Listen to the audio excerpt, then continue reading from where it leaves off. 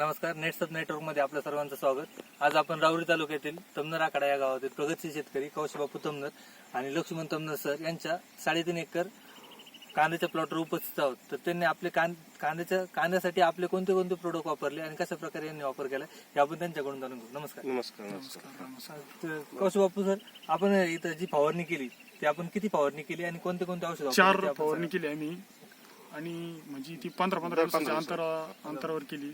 पहिल्यांदा टेम्परीज बाय 95 इंटॅक आणि रॅपअप याची फवारणी केली आणि एनपीके याच्यातून दिला आम्ही. एनपीके आणि शेत तुम्ही पाण्यातून दिला. तुम्ही जे आता एनपीके शेत पाण्यातून सोडले जे महिन्याच्या अंतराने बरोबर आणि 15-15 दिवसांतर जे 4 फवारणी केली त्याच्यामध्ये तुम्हाला काय काय बदल जाणवला बरं? नाही, आम्हाला जमीन पहिली मेन म्हणजे जमीन भुसभुशीत झाली, कांद्याची पात वाढली आता आणि मालही म्हणजे चांगला. कांद्याच्या साईज मध्ये काय वाटतं बरं? भरपूर बदल झाला. आपण कांद्याची साईज बघू त्यांची काय झाली काय नाही.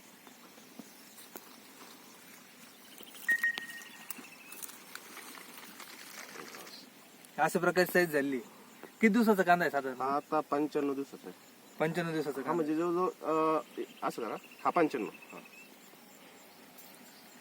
95 दिवसाचा कांदा झालेला आहे आणि आज जर बघितलं साईज जर बघितली पांढऱ्या मुळ्या जर बघितलं तर एकदम मुख्य आहे आणि माती जर बघितली माती पण पूर्णपणे एकदम भुसभुशीत झालेली आहे या पद्धतीने.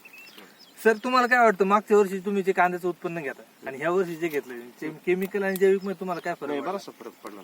तरी काय कारण मागच्या वेळेस आम्ही जे रासायनिक वापरलं ना आणि आता ह्या वेळेस तुमच्या जे सांगितल्याप्रमाणे आम्ही हे जे जैविक खत वापरले त्यामध्ये नाही का कांद्याचा कलर पण गुलाबी कलर सारखा दिसतो आणि तो गोल आकाराचा दिसतो. बोला साईज एकदम साईज ओके. हा आणि तुम्हाला जैविक मुळे पण मजबूत आहे अजून. मुळा पण मजबूत आहे.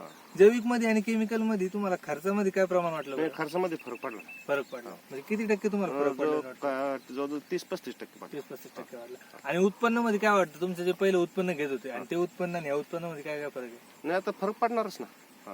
साईज नुसार तुम्हाला वाटतं फरक उत्पन्न वाढ होईल? पडणार. कारण आता हे जवळजवळ 55 दिवसामध्ये जवळ एवढे पोस्ट अजून 10 दिवसात आणि शिवाय वातावरण तसं मागच्या प्रमाणे नव्हतं. हे नसताना सुद्धा ते व्यवस्थित पोहोचले. जर तुम्ही आपले नेटसब जे वापरतात त्या शेतकऱ्यांना तुम्ही काय सांगू इच्छिता? हा, आणि जवळजवळ ह्या खताचा आम्हाला प्रत्यक्ष अनुभव आला आणि अनुभवातून आम्ही लोकांना सांगणार की तुम्ही जैविक खतच वापरा. धन्यवाद तमनर सर. ओके.